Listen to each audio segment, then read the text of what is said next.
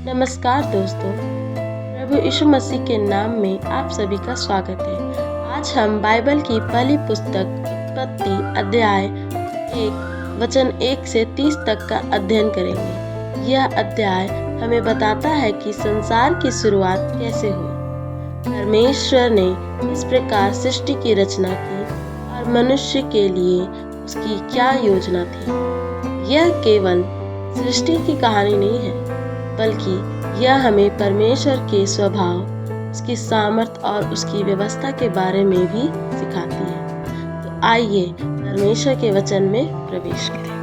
उत्पत्ति 1 कहता है, आदि में परमेश्वर ने आकाश और पृथ्वी की सृष्टि की। बाइबल की शुरुआत किसी तर्क या प्रमाण से नहीं होती, बल्कि एक सत्य की घोषणा से होती है। परमेश्वर सृष्टि करता है।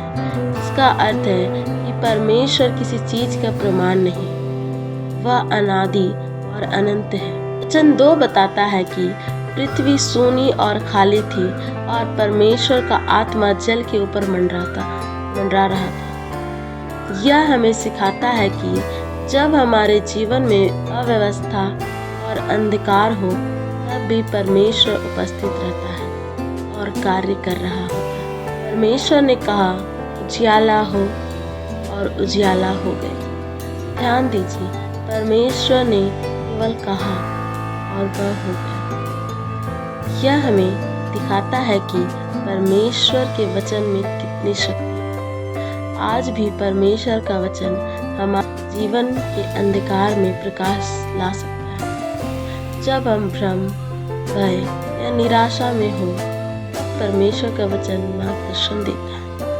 भजन संहिता 119 का 105 में कहता है, तेरा वचन मेरे पाँव के लिए दीपक और मेरे मार्ग के लिए उजियाला है। दूसरे दिन परमेश्वर ने आकाश मंडल बनाया। उसने ऊपर के जल और नीचे के जल को अलग किया।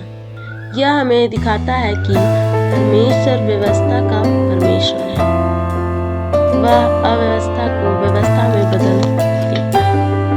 हमारे जीवन में कई बार सब कुछ बिखरा हुआ लगता है, लेकिन परमेश्वर सब कुछ सही स्थान पर रखने की सामर्थ्य रखता है।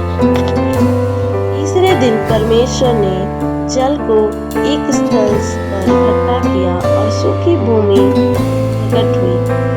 फिर उसने घास, पौधे और फलदार वृक्ष उत्पन्न किए। यहाँ हम देखते हैं कि परमेश्वर केवल जीवन ही नहीं देता, बल्कि जीवन को बनाए रखने की व्यवस्था भी करता है।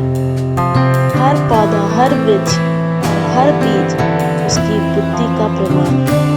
यह हमें याद दिलाता है कि हमारा परमेश्वर एक योजनाबद्ध परमेश्वर है। परमेश्वर ने सूर्य, चंद्रमा और तारों को बनाया। इसका उद्देश्य था दिन और रात का अलग करना, समय और ऋतुओं को निर्धारित करना, पृथ्वी को प्रकाश देना। यह हमें सिखाता है कि परमेश्वर समय का भी स्वामी है। कभी कभी हमें लगता है कि परमेश्वर देर कर रहा है, लेकिन उसके पास हर बात का सही समय है। उसकी योजना कभी असफल नहीं होती। 5वें दिन परमेश्वर ने समुद्र के जीव और आकाश के पक्षी बनाए।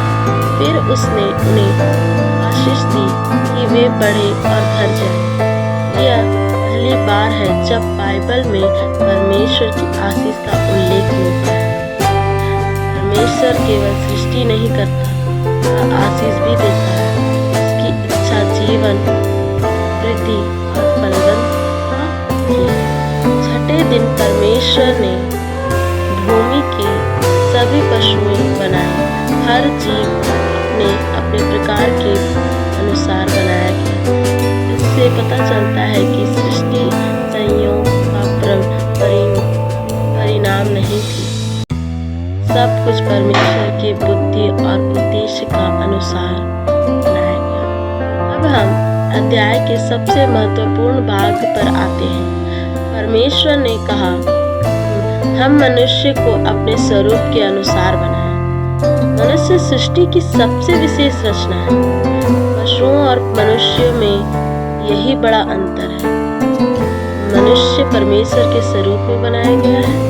इसका अर्थ यह नहीं कि परमेश्वर का शारीरिक रूप मनुष्य जैसा है, बल्कि मनुष्य को सोचने, प्रेम करने, निर्णय लेने और परमेश्वर के साथ संबंध रखने की क्षमता देती है। हर व्यक्ति मूल्यवान है क्योंकि वह परमेश्वर की छवि में बनाया गया है। परमेश्वर ने मनुष्य को आशीष दी और कहा, फलो फूलो, पृथ्वी को भर दो और उस पर अधिकार रखो। यह अधिकार शोषण के लिए नहीं था, यह पृथ्वी की देखभाल और प्रबंध की जिम्मेदारी थी। आज भी परमेश्वर चाहता है कि हम उसके दिए हुए संसाधनों का बुद्धिमानी से उपयोग करें। परमेश्वर ने मनुष्य और पशुओं दोनों के लिए भोजन की व्यवस्था की। यहाँ हम परमेश्वर की पूर्ण देखभाल देखते हैं। वह केवल सृष्टि नहीं करता बल्कि उसकी आवश्यकताओं को भी पूरा करता है। यीशु ने भी कहा, हमारा स्वर्गीय पिता जानता है कि हमें इन सब वस्तुओं की आवश्यकता है। उत्पत्ति 1 से 30 से हम 5 महत्वपूर्ण बातें सीखते हैं।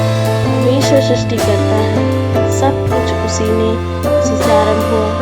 परमेश्वर के वचन में सामर्थ्य है, वह बोलता है और कार्य हो जाता है। परमेश्वर व्यवस्था का परमेश्वर है, वह अंधकार और व्यवस्था में भी काम करता है।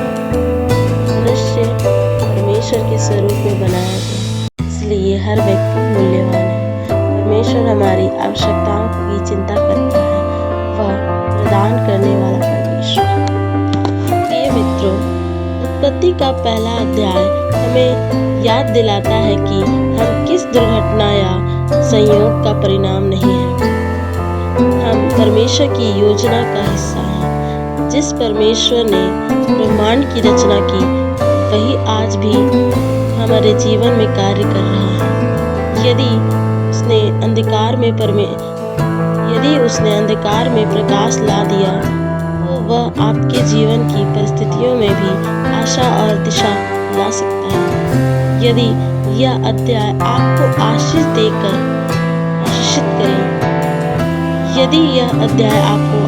करे, तो वीडियो को लाइक करें, चैनल को सब्सक्राइब करें और कमेंट में परमेश्वर का वचन मेरे जीवन का प्रकाश है जरूर टाइप करें।